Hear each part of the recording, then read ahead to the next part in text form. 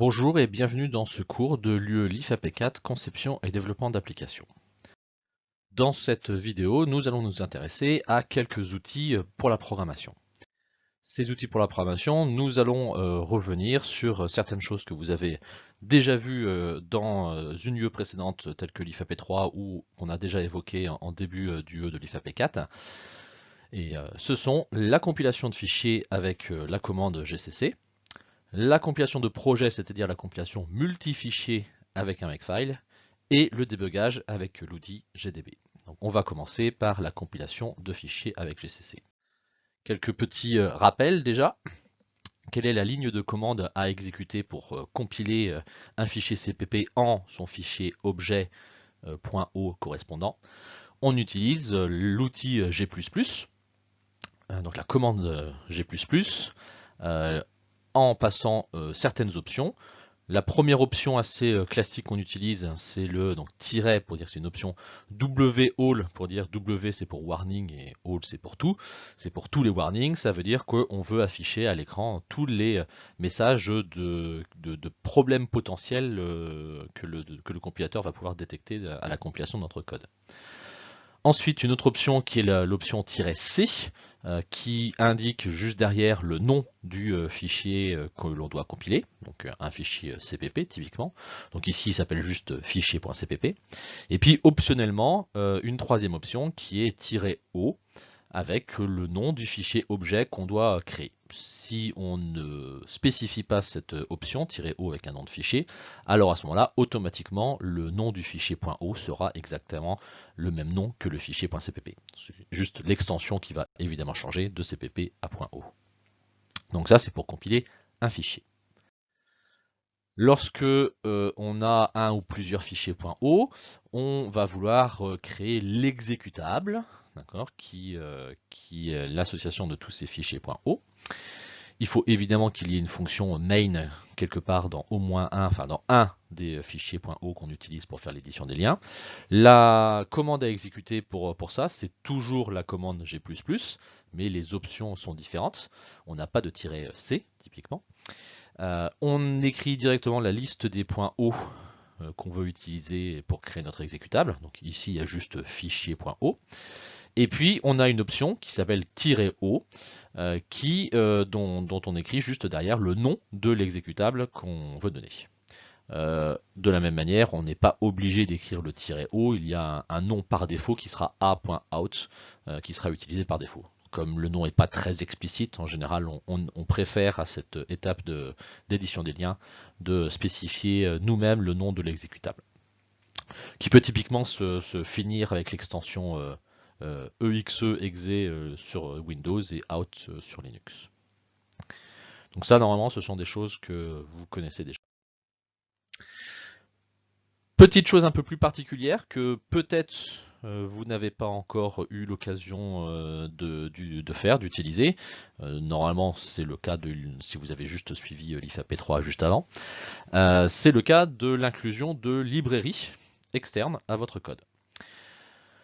Vous allez, dans le cadre en tout cas de cette UE-là, avoir à réutiliser du code déjà existant. C'est bien, hein, on l'a déjà vu dans un autre CM, on essaye de perdre le moins de temps possible, et pour perdre le moins de temps possible, c'est typiquement de réutiliser du code qui existe déjà et qui fait exactement ce qu'on a envie de faire. Donc évidemment, on va vouloir le faire le plus souvent possible.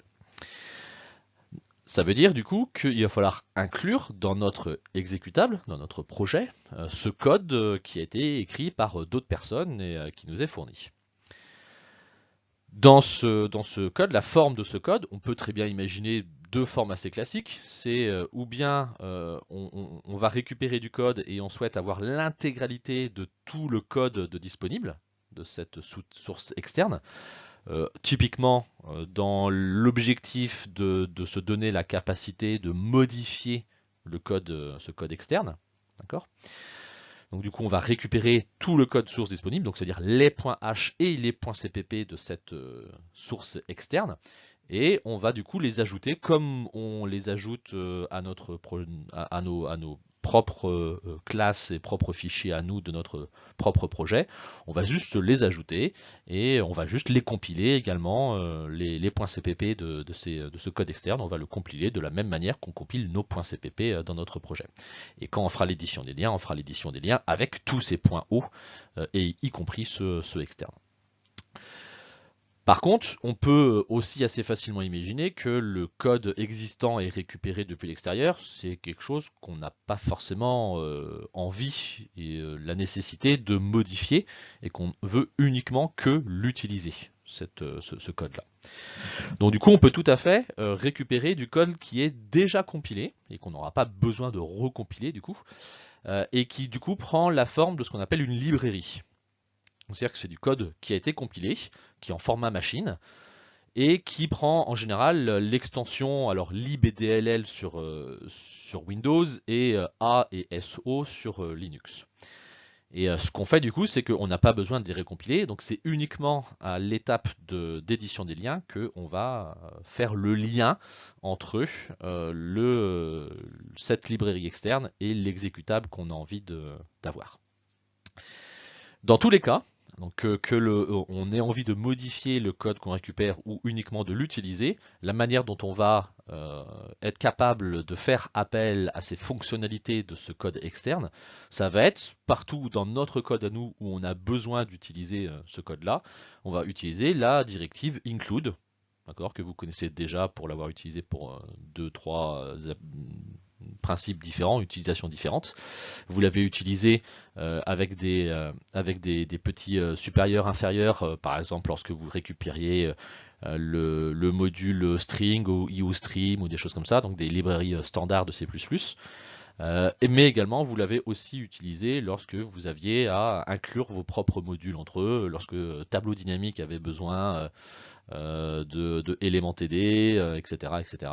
Lorsque vous écriviez un point CPP que vous deviez inclure le point H correspondant pour récupérer la définition de la classe, vous faisiez aussi en tout début de point CPP un include de la classe .h. Donc du coup, exactement de la même manière, ici, on va faire un include du point H dans lequel on a la spécification des fonctions qu'on a envie d'utiliser depuis ce code externe.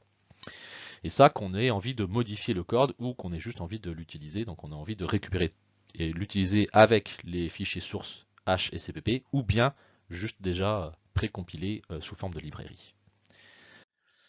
Alors, comment est-ce que ça fonctionne du coup, lorsque on l'a sous forme de librairie, parce que c'est ça qui nous intéresse, parce que juste l'intégrer à notre projet de manière normale, en compilant également dans notre projet les points CPP du code externe, ben, du coup on sait déjà comment faire. Ce qu'on ne sait pas encore forcément comment faire, c'est comment ça fonctionne lorsque on récupère du code qui est déjà compilé sous forme d'une librairie. On va tout simplement utiliser toujours la commande G++ qui permet de faire ça. Alors, comment est-ce que ça s'utilise? On a la commande G++ à la compilation, on verra l'édition des liens juste après. À la compilation, lorsque on veut compiler un fichier qui s'appelle ici fichier.cpp encore une fois, qui a besoin, donc ça veut dire qu'il fait un include d'un fichier .h d'une librairie externe précompilée, on a besoin d'indiquer à la compilation où aller chercher ce fichier .h, qui du coup n'est pas forcément au même endroit que les fichiers .cpp et fichiers .h de notre projet à nous. Il peut très bien être stocké, c'est même plutôt une bonne idée, de stocker les .h et les librairies dans un autre dossier ailleurs, que là où nous on stocke nos fichiers à nous, les .h et les .cpp et les nôtres. Donc ça, c'est plutôt une bonne idée de les mettre à un autre endroit. Et du coup, comme ils sont à un autre endroit, il faut spécifier, il faut dire à la commande G++ où est-ce qu'ils sont.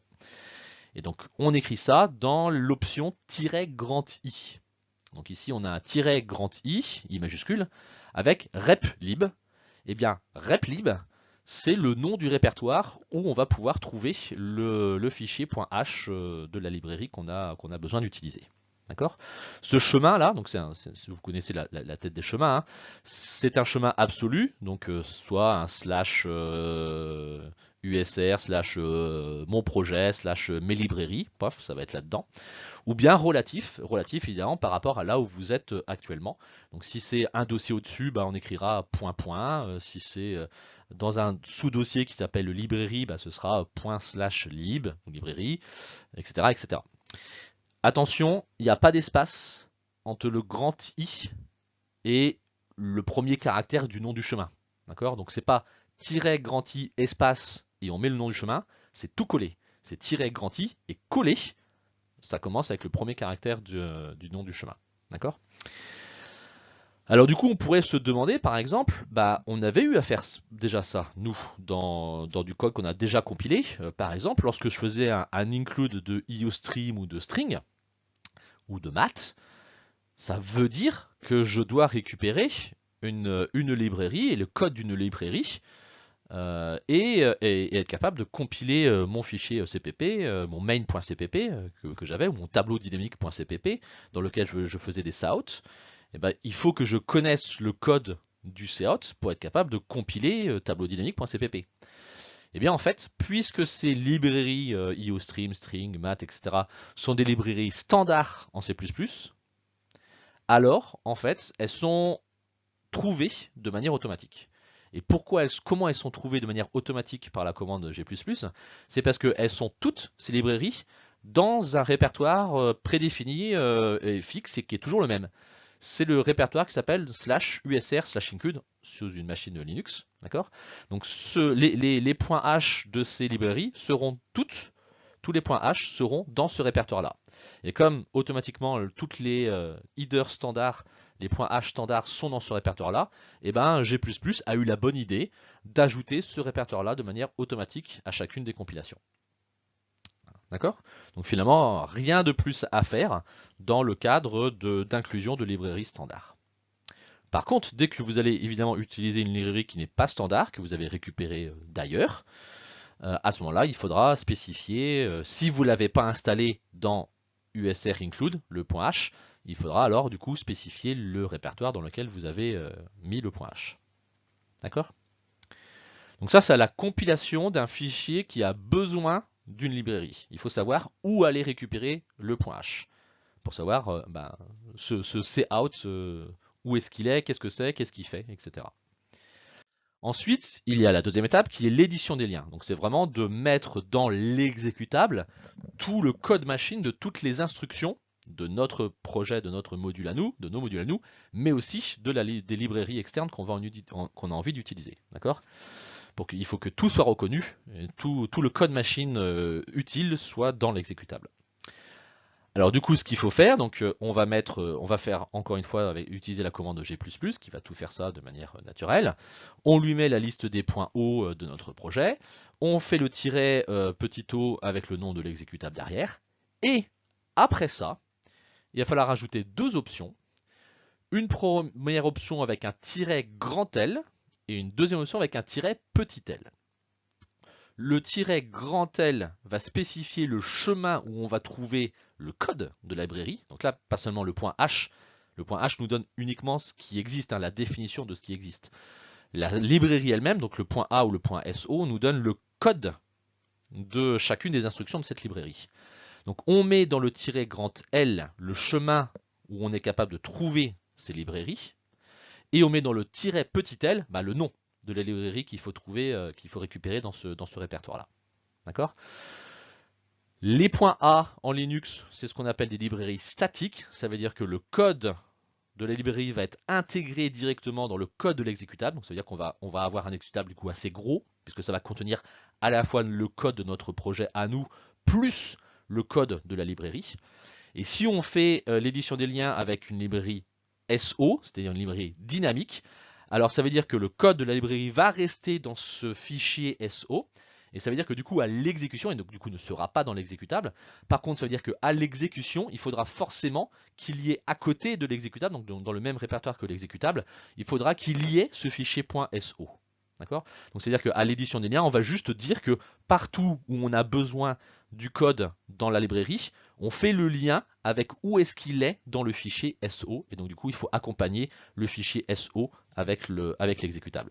Alors que si on fait l'édition des liens avec une version statique de la librairie, alors tout le code qui est à l'intérieur de la librairie sera inclus, intégré à l'exécutable. Et donc du coup, on n'aura qu'un seul fichier à exporter, à utiliser pour lancer l'exécution de notre programme.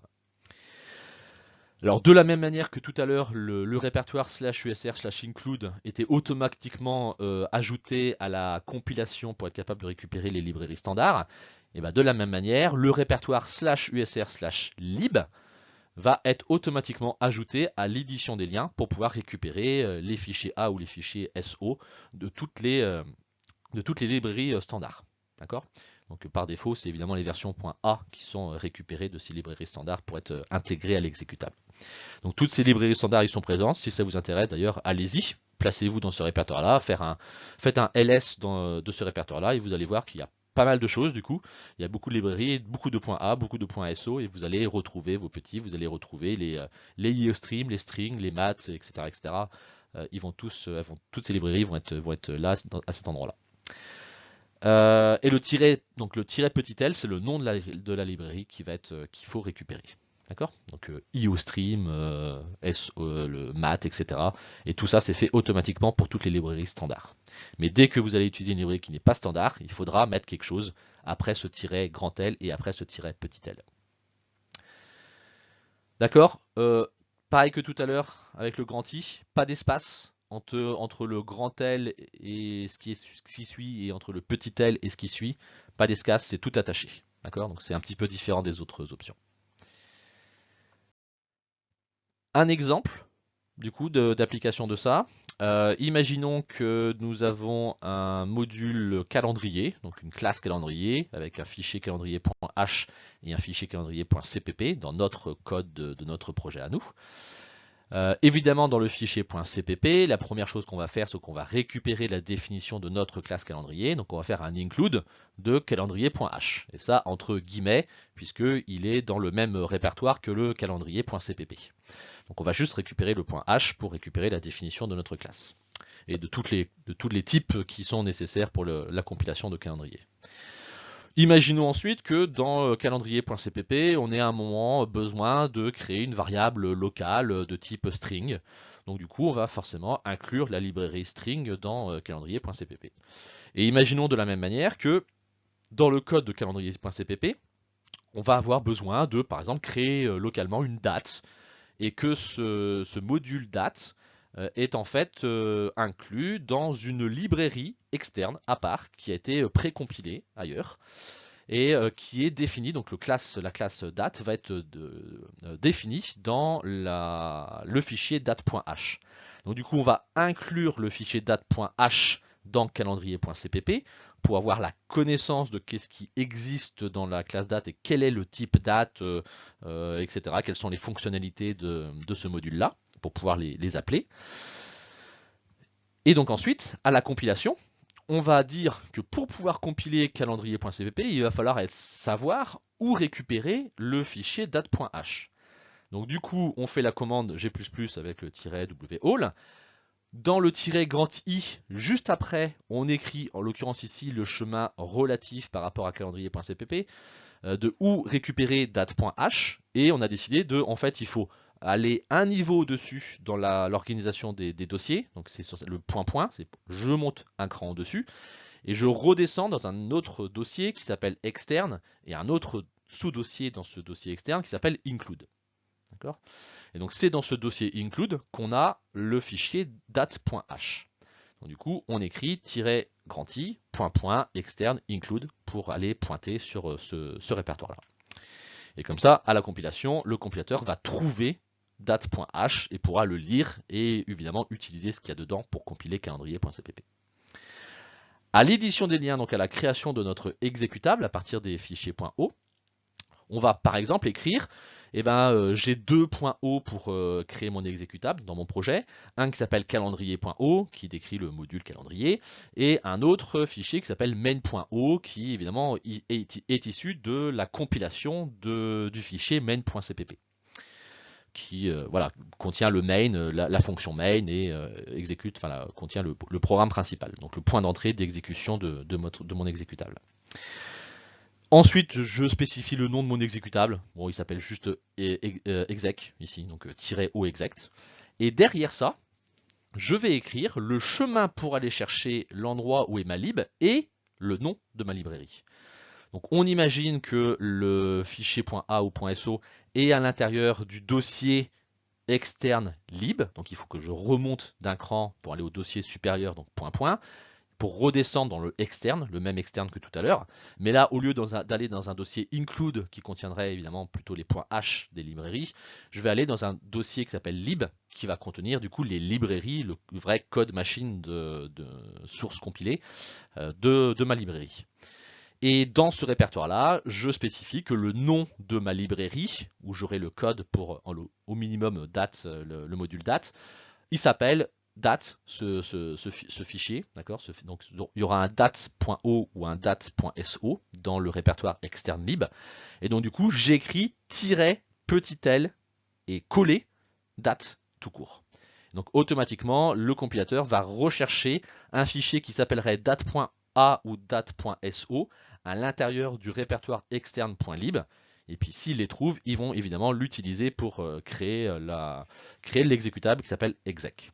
Et donc là, on aura tout bien et on aura le code qui sera de ce module date qui sera inclus dans mon exécutable. Et comme ça, je n'aurai aucun problème, je pourrai retrouver tout le code dont j'ai besoin pour faire l'exécution. Voilà, donc c'est comme ça que fonctionne la compilation et l'édition des liens avec une librairie externe. Et évidemment, vous aurez à le faire dans votre projet en particulier. Puisque vous n'allez pas tout coder tout en fait, vous allez réutiliser des choses qui sont faites, et en particulier, on vous demandera d'utiliser une librairie externe pour gérer typiquement l'interface homme-machine. Donc l'IHM, vous n'allez pas réécrire vous entièrement tout un gros module d'IHM, c'est beaucoup de travail, c'est assez difficile à faire, ça demande beaucoup de connaissances que vous n'avez pas encore. Donc du coup, vous allez récupérer une librairie qui fait déjà tout ça pour vous, et vous allez par contre apprendre à l'ajouter à votre projet, à la compilation et l'édition des liens, et vous allez aussi essayer d'apprendre comment l'utiliser. Voilà, donc ça c'était un petit principalement rappel sur GCC, mais avec des choses un petit peu nouvelles, qui l'inclusion des librairies. Et on va maintenant passer à quelque chose que vous connaissez normalement aussi déjà, mais où on va cette fois-ci être sûr que vous l'utilisez bien. On va vous imposer d'utiliser cet outil-là pour votre projet, qui est l'outil Makefile pour pouvoir faire la compilation de plusieurs fichiers, parce que évidemment dans votre TP projet, vous allez avoir un certain nombre, entre 5, 10, 15, 20, 50 fichiers à compiler dans votre projet. Petit rappel sur la syntaxe du fichier Makefile. Donc un fichier Makefile, c'est un ensemble de règles où chaque règle suit le format suivant. Le nom d'une cible, 2 points, la liste des dépendances, d'accord, de cette cible, un retour à la ligne, une tabulation et la commande à exécuter pour mettre à jour la cible. Petit exemple de fichier Makefile, on a la première cible qui s'appelle projet, qui a comme dépendance une liste de fichiers .o. La commande à exécuter pour mettre à jour la cible projet, c'est la commande qui va évidemment créer l'exécutable qui s'appelle projet à partir de la liste des .o, des fichiers objets qui est donnée dans la liste des dépendances. Chaque .o, il n'y a pas l'entièreté du fichier Makefile ici, hein, c'est juste pour vous rappeler comment ça fonctionne. Chacun des points O va évidemment être lui-même une cible, puisque ça correspond à la compilation une étape de compilation d'un point CPP en le point O. Donc par exemple le fichier triangle.o, le fichier objet triangle.o, la liste de ses dépendances à lui c'est triangle.cpp et triangle.h. Donc à partir du moment où l'un des deux fichiers change, il faudra évidemment recompiler triangle.o. La ligne d'exécution de la commande à exécuter pour mettre à jour triangle.o, c'est la commande de compilation de triangle.cpp, etc. etc. D'accord ? Petite chose nouvelle, donc ça vous connaissez déjà, petite chose nouvelle dont on n'avait pas parlé en LIFAP3, c'est la possibilité qui nous simplifie un petit peu l'écriture des Makefile, de créer des variables. dans le fichier Makefile. Donc en fait la syntaxe, c'est une vraie syntaxe, c'est presque un vrai langage à l'intérieur du fichier Makefile, et on peut y créer en l'occurrence des variables. Pour créer une variable, on écrit le nom de la variable, par convention on utilise des majuscules pour les variables dans un fichier Makefile, égale, et puis juste derrière, bah, la valeur que va prendre cette variable-là. Dans un fichier Makefile, tout est chaîne de caractères. En fait, donc, quand on affecte une variable, en fait, ce qu'on affecte, ici, c'est pas une liste, c'est pas un tableau de fichier.o, c'est une chaîne de caractères qui contient la chaîne de caractères petit m minuscule, a, i, n, point o, espace, v, e, etc. C'est ça qu'est la variable. C'est juste le texte qui correspond à ce qu'on écrit. Donc ici, on a décidé qu'on avait une variable qui s'appelle obj, avec un S, donc pour objet, pour en gros fichier objet, qui est égale à la liste, donc la chaîne de caractères, qui est la liste des fichiers.o. On décide d'utiliser la variable flags, donc drapeau, qui va nous donner ici les options à utiliser à la compilation, donc ggdb et tous les warnings. Et donc du coup, ce qu'on peut écrire, par exemple, c'est de la même manière que, donc pour avoir la même chose que ce qu'on a écrit à la version précédente du Makefile, en fait, notre cible projet, la liste de ses dépendances, c'est la liste de tous les points O.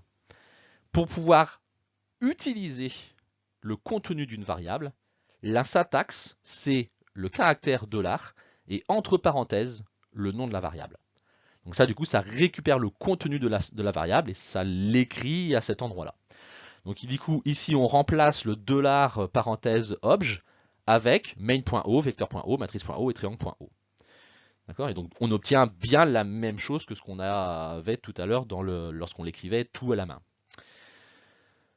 La commande de compilation, du coup, on va s'apercevoir qu'on peut du coup utiliser l'option flags qu'on a écrit juste au-dessus, qui donne les options de compilation, le -o avec le projet, et puis on se rappelle qu'on a besoin de réécrire la liste des points O, alors que ce soit avant le -o ou après le -o, ça, les deux fonctionnent, avec la liste des points O. Donc du coup, on va réutiliser une deuxième fois cette variable obj, parce que c'est exactement la même chose. Donc là, on commence déjà, rien qu'avec ce tout petit exemple, à voir l'intérêt de la chose, c'est qu'on a eu besoin d'écrire la liste des points O qu'une seule fois, finalement. Une fois en début de fichier. Et on a réutilisé la variable au moins 2 fois ici. On pourrait même imaginer l'utiliser ailleurs dans une autre cible plus tard. Et c'est la même chose pour le flags en fait, parce qu'on s'aperçoit que les options GDB et WALL, elles vont être réutilisées à chaque fois qu'on a envie de compiler un fichier CPP en son fichier .o. Donc en fait, cette variable flags, on va la spécifier une seule fois au tout début du fichier, et on va la réutiliser à chaque fois qu'on a une compilation à faire. Comme ça, le jour où la liste des points O change, ou les options, vos options de compilation changent, parce que vous n'avez plus envie de le mettre en mode debug, ou vous n'avez plus envie d'écrire tous les warnings, alors vous n'avez qu'une seule ligne à changer dans le Makefile, la ligne de la définition de la variable. Et ensuite, évidemment, de manière automatique, cette nouvelle valeur va être prise en compte partout, dans toutes les commandes de compilation qui sont faites en dessous. Bon, c'est le principe d'une variable de n'importe quel langage de manière générale, hein. C'est d'être capable de réutiliser plusieurs fois la même variable. Donc là, on peut le faire du coup. Et donc on peut imaginer utiliser ici des variables pour stocker la liste des points O ou les options de compilation ou d'édition des liens, et on peut imaginer d'autres choses. Du coup, petit rappel sur l'utilisation de la commande make qui va utiliser le fichier Makefile. La commande make toute seule va récupérer la première règle qui apparaît dans le fichier Makefile en partant en haut à gauche du fichier, hein, en lisant le fichier depuis les premiers caractères. Du coup, ça va commencer par exécuter cette règle-là, et puis ça va suivre toutes les dépendances. Si une dépendance est un fichier, une cible qui existe dans le fichier, ben, on regarde les dépendances de cette cible-là. Si une dépendance n'est pas une cible du fichier Makefile, alors normalement c'est un fichier qui doit exister, qui doit être reconnu. Et donc ce que la commande make va regarder, c'est que ça va regarder la date de modification, de dernière modification de ce fichier-là, et ça va la comparer avec la date de modification de la dernière modification de la cible, et ça va regarder, et si le fichier a été modifié depuis que la cible a été refaite, j'exécute ma commande ou pas. Donc c'est pour ça que ça fonctionne correctement et qu'on va être capable de ne recompiler que les choses qu'on a besoin de recompiler dès qu'on aura changé un fichier. Mais ça nous demande du coup d'avoir bien mis les dépendances entre les fichiers de notre fichier Makefile. Et ça, il n'y a que vous, concepteurs, qui êtes capable de le faire.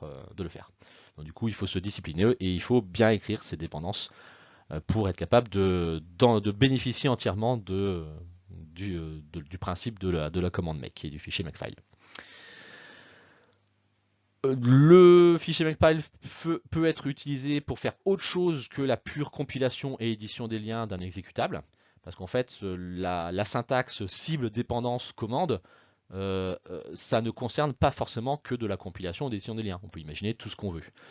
On peut imaginer assez facilement, et c'est une bonne habitude de le faire, une cible qui permet de supprimer des fichiers temporaires qui sont plus utiles après avoir fait la compilation. De manière un peu conventionnelle, ces cibles-là s'appellent clean ou very clean. Clean en général est là pour supprimer les fichiers .o après compilation, et le very clean est là pour supprimer à la fois les .o et les exécutables. On peut aussi imaginer une cible qui s'appellerait doc, qui n'a pas de dépendance, et dont la ligne de commande de mise à jour est l'exécution de la commande d'oxygène qui crée la documentation, qui crée automatiquement la documentation pour du code. Vous verrez ça plus tard. Et comme ça, il suffit de faire make doc, et du coup, on appelle directement on crée directement la documentation.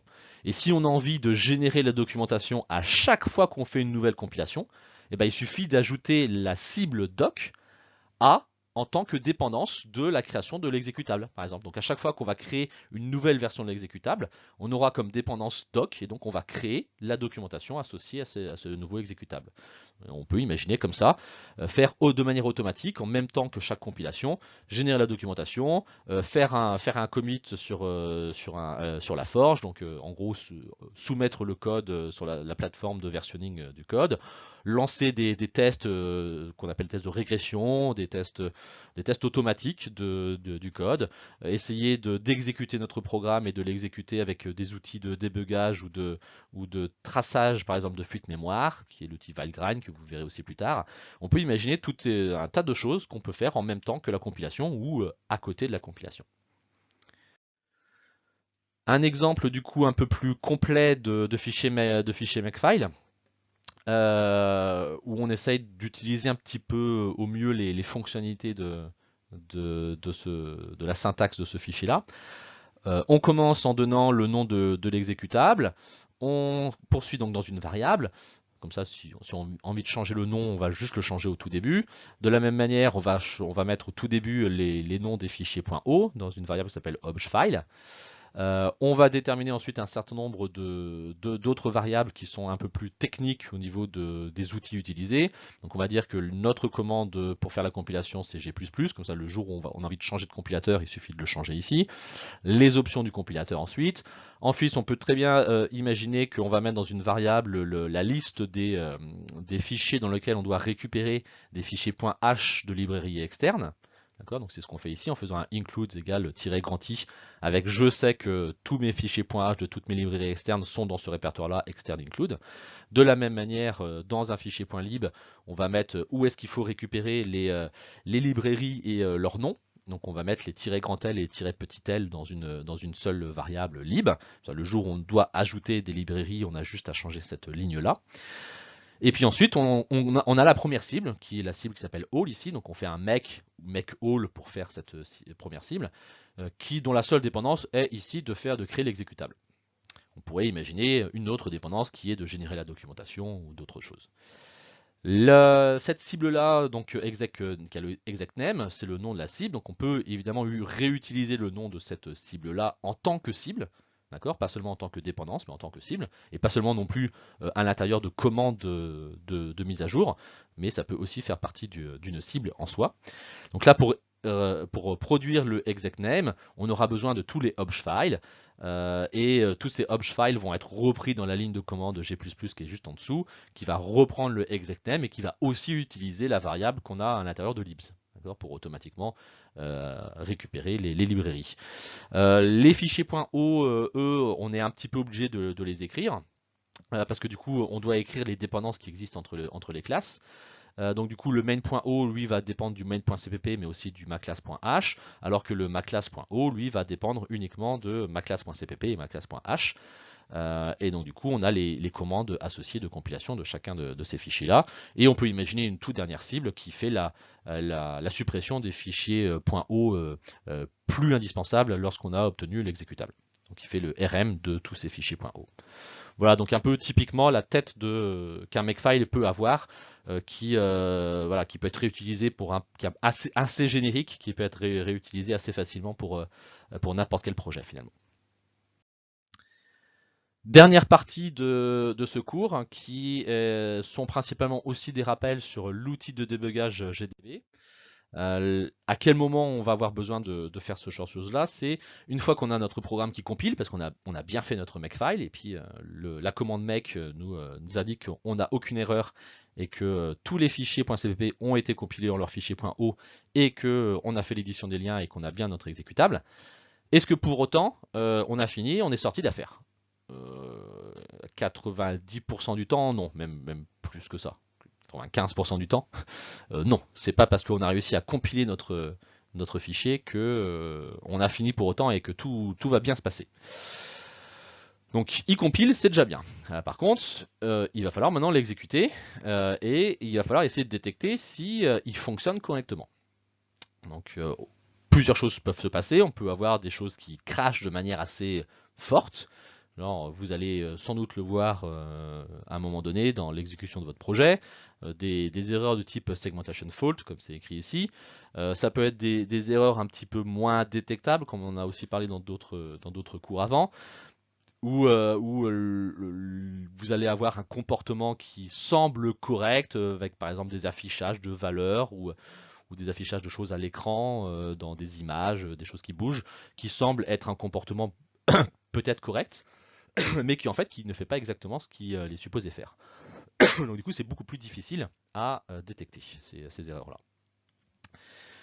Typiquement, lorsqu'on a un vrai bug qui est notable, donc on a réussi à détecter qu'il y a un problème, comment est-ce qu'on est capable de faire pour se simplifier la vie, pour essayer de trouver d'où vient le problème? Donc c'est pas parce que le programme compile qu'il fait forcément ce qu'on veut. Vous allez de manière un peu expérimentale voir ça, en vous apercevant que à peu près, après avoir fait la conception de votre architecture logicielle, vous allez passer à peu près 20% de votre temps à écrire le code, donc à faire la phase de transfert entre l'écriture, par exemple, entre avoir le diagramme des classes et avoir les fichiers .h et .cpp qui correspondent à ces diagrammes de classe. Ça va prendre un peu 20% de votre temps de développement. Vous allez passer à peu près 10% de votre temps à essayer de le faire compiler, donc à résoudre les erreurs de compilation. Donc voilà, de différentes manières. Ça peut être juste simplement des erreurs de syntaxe avec des points-virgules qui manquent, des parenthèses mal placées, des machins, des trucs. Ça peut être des choses un petit peu plus compliquées avec des erreurs de type, des fonctions qui ne retournent pas des choses de type qui sont supposées retourner, des choses voilà. Vous connaissez déjà ces problèmes-là. Vous allez passer à peu près 10% de votre temps. Et puis, vous allez passer 70% de votre temps à corriger votre code pour qu'il fasse exactement ce que vous avez prévu qu'il fasse, parce que finalement, ce que vous avez écrit dans le 20% là, et corrigé dans les 10%, ça compile, mais ça ne fait pas ce que vous voulez faire. Et vous allez expérimenter le fait que vous allez passer beaucoup de temps à finalement faire marcher correctement votre code. Donc ça veut dire que plus vous avez d'outils pour vous aider à faire cette phase-là facilement et rapidement, vous allez évidemment plus avoir un gain énorme sur le temps de développement total de votre application. De manière un peu facilement imaginable pour vous aider à faire, des choses que vous avez un peu peut-être l'habitude de faire déjà. Un truc que vous faites assez classiquement, qui est pas le plus évolué pour faire ça, mais c'est de faire des affichages à l'écran, à la console, réguliers, typiquement de valeurs de variables, pour essayer de vous apercevoir à quel moment les choses commencent à mal aller. Donc essayer de voir à partir de quel moment une variable ne contient plus une valeur qui est supposée être la sienne. Et vous allez faire ça typiquement avec des prints ou des cout. Donc ça, c'est c'est une manière de faire qui est correcte, hein. Tous les programmeurs du monde font à un moment donné des choses comme ça.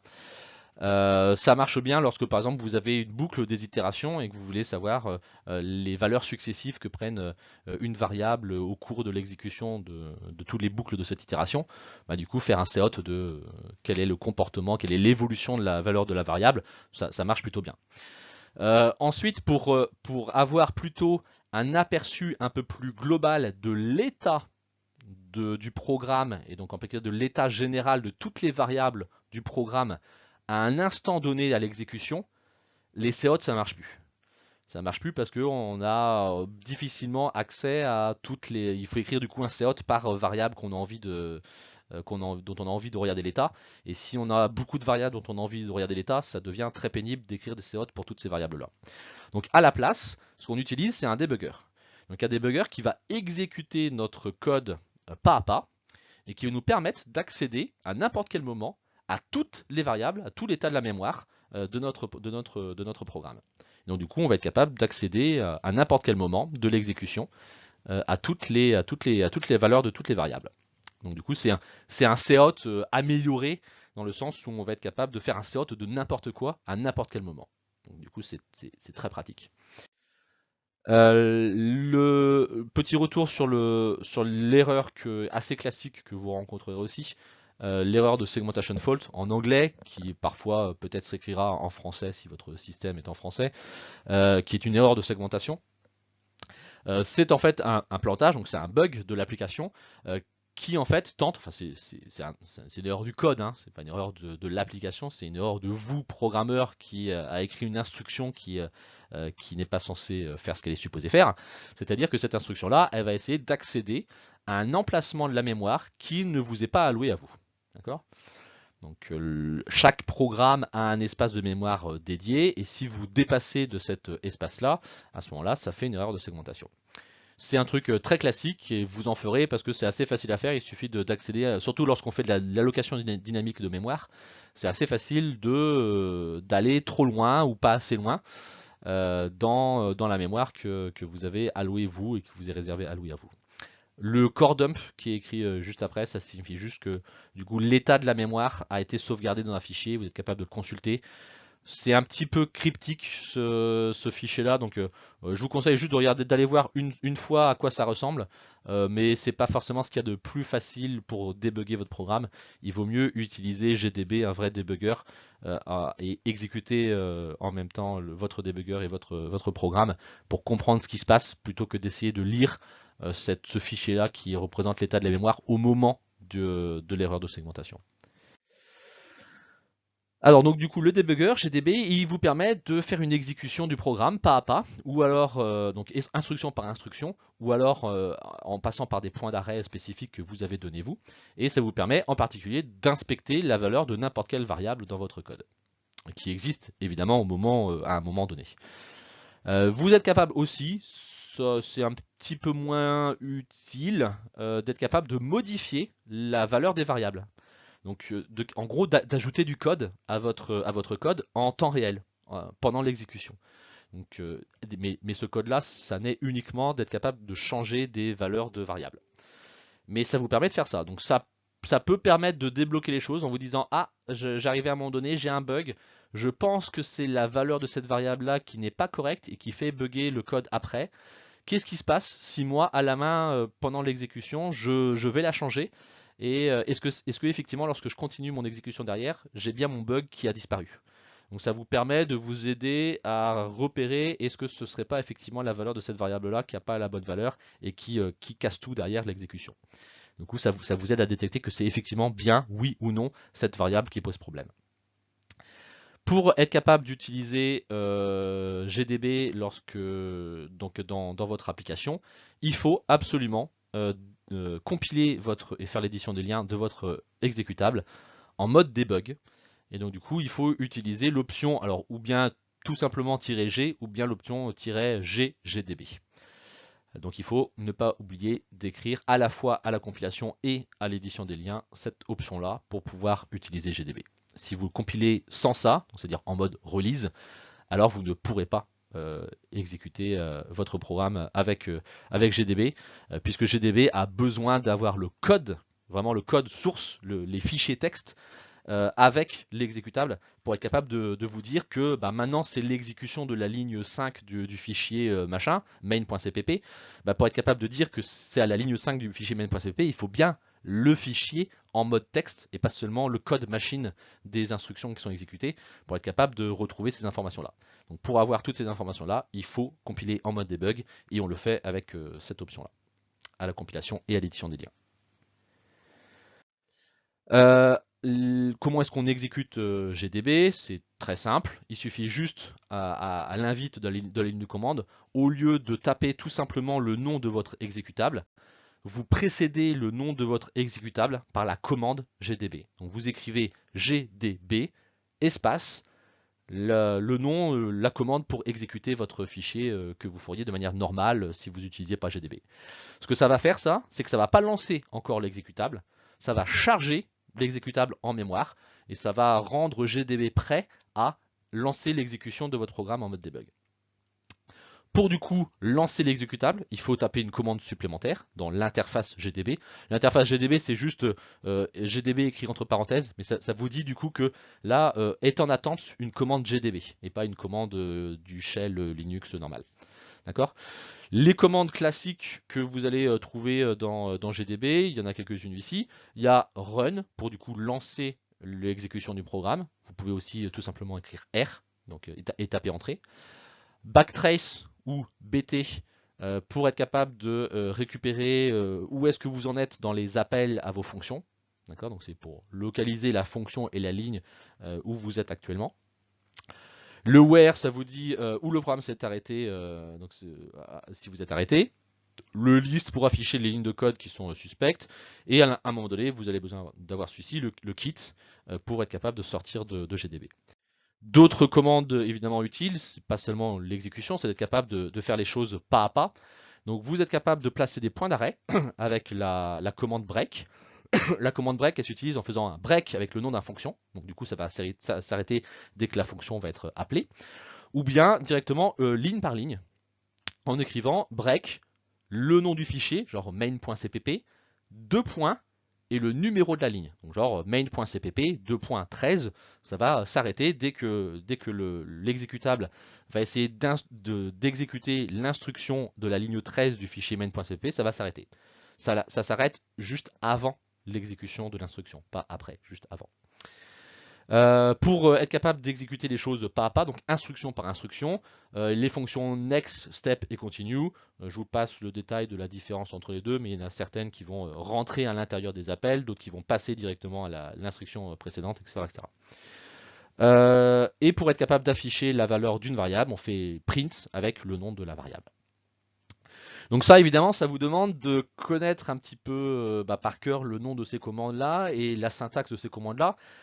C'est pas ce qu'il y a de plus pratique et de plus user-friendly lorsqu'on veut faire du débugage assez régulier de code. Donc heureusement, la plupart des IDE, donc genre CodeBlocks, Visual, etc., incluent une interface, une IHM, une interface graphique pour pouvoir faire les appels à ces commandes GDB. Mais c'est vraiment GDB qui est utilisé derrière, hein, la 99% du temps. Les interfaces IDE, donc les petits boutons à cliquer, les clics droits, le plaçage de points d'arrêt, etc. Tout ça, c'est juste une interface graphique pour faire des appels à des commandes GDB au final. Mais évidemment, c'est beaucoup plus facile d'utilisation, d'accord? Parce qu'on va pouvoir avoir des boîtes, des clics, on va faire un clic droit sur une variable pour demander à être capable de regarder l'évolution de la valeur de cette variable-là dans le temps à chaque exécution. On va avoir une petite icône avec une petite flèche ou quoi que ce soit pour passer à l'instruction précédente, etc., etc. Donc c'est évidemment beaucoup plus facile à utiliser, mais derrière, ce sont exactement les mêmes fonctionnalités. Et on visualise, ce sont les mêmes données qu'il y a derrière. D'accord ? Donc voilà, donc du coup, utilisez-le dès que vous en avez besoin. Donc dès que vous avez l'impression que votre code ne fait pas ce qu'il est supposé faire, ou dès que à l'exécution vous avez un plantage, utiliser le debugger et essayer de repérer, de détecter d'où vient l'erreur.